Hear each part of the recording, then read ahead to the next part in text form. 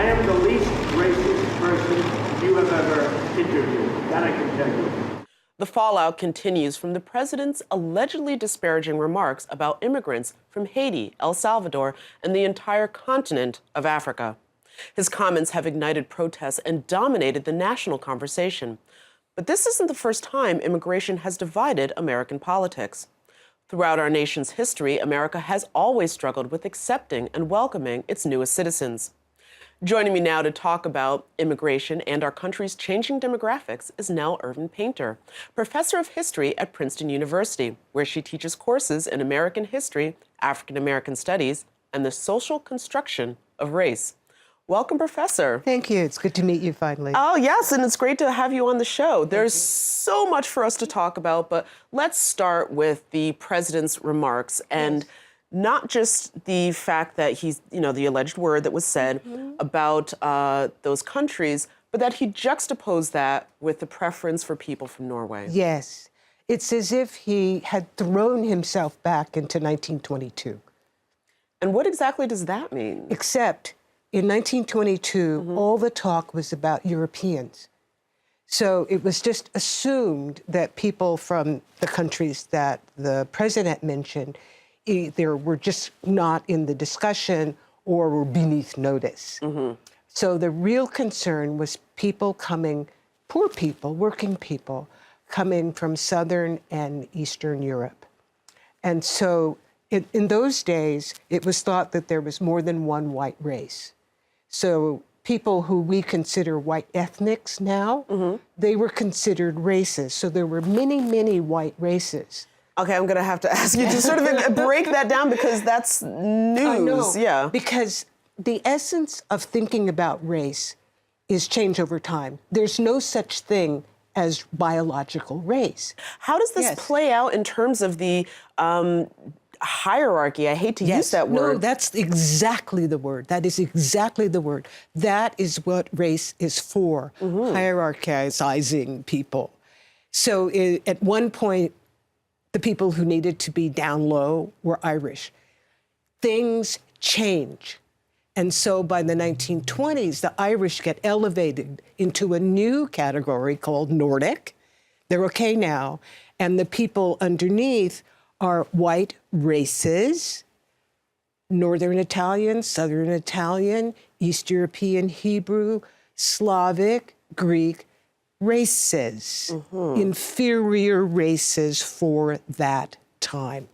It seems to me that immigration seems to have always have been a clashing issue for America. And I think the easiest reference that so many young people have is having seen or at least heard the musical Hamilton. He is maligned, one of our founding fathers, for being an immigrant. Yes. Has the problem always been as intense as it seems? First of all, not only has it not been intense, it has not been a problem. If we go back to Hamilton's time, that is to early America, people needed labor. They were killing off the native people and then bringing in other people, some voluntarily, some half voluntarily, like the indentured people from the British Isles, and some involuntarily, like the people from Africa. So that's immigration. Yeah. And it was welcomed. Where we get problems starts in the middle of the 19th century with the Irish. And the response to that is what we call know-nothingism. It's xenophobia. Oh, yeah, we're familiar with that word now. Yes, yes. And the Irish were poor people, working people, unschooled people, and also Catholic. So that's the first moment when we have anti-immigrants. But the Irish and their descendants, the men were voters.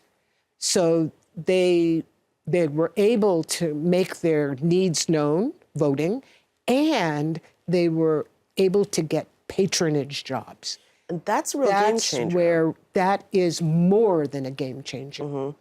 That's where we get the Irish policeman, the Irish fireman, and the Irish teacher.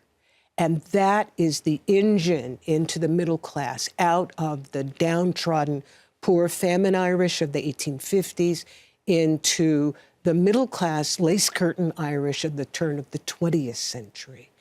And with that change, 19th century Irish were a white race, but they were an inferior white race, the Celtic. By the early 20th century, they've been promoted into the Nordic race, which is a new invention. Remember, with race, as with much else, things change. And so our idea of one big white race in which it's kind of like a toggle switch, either you're in or you're out, that's from the 1940s. Oh. The 1940s. That is after the New Deal and the after Nazism and in the Second World War, when we needed national unity. Everybody had to take their part. And so then there's an opening up. There's just one big, for the 40s, there are no sub-races. This is what the anthropologists taught in the 40s, and they were the experts. There were just three real races. So no more East European Hebrews, Southern Italians, and so forth. No more Jewish race. This is what the Nazis taught Americans. Yeah.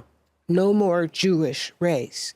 So there's the Caucasoid race, the Mongoloid race, and the Negroid race in that order. So that's the 1940s. Before the 1940s, there were all these different European races. They were all white races, but you could rank them. And early on, the Celts were low. They got promoted. Yeah. And the Hungarians and the Jews and the Italians were low. But by the 40s, they get promoted into this one big white race. And by the 70s, we have the emergence of white ethnics. And those were the people who used to be called white races. Things change. So was there a purpose of keeping the notion of white ethnics and not just white America? Or I'm wondering why there would be that differential if there was one big white... Yes. If you have one big white race, why do you need ethnics? And the short answer to that is Malcolm X. Oh. Malcolm X and Black Power said, we're proud to be Black. And all these white Europeans whose parents and grandparents had been downtrodden said, well, wait a minute, we don't get the benefit of being WASP or anything like that. Plus, being white, this is after the 60s, has a pretty bad reputation. We're not that. We're Irish, we're Greek, we're Jewish, we're not white, we're ethnics. But because from what I understand, and again, I got here in the late 70s, but even take a city like New York, at that time, weren't most of the neighborhoods segregated by ethnicity, in a sense? Not strictly speaking. Yeah. Not strictly speaking. So as I was doing my book tour with the history of white people, very often men my age, 20th century people would say, oh, I grew up in New York, I grew up in Cleveland, I'm Jewish, and the Irish kids used to beat me up. Yes. So yes, that existed.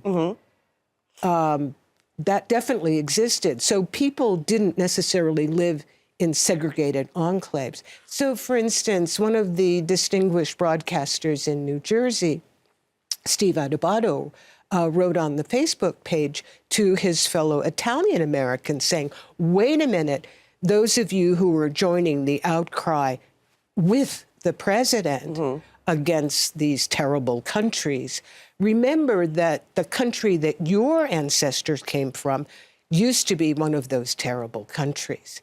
So you should remember history.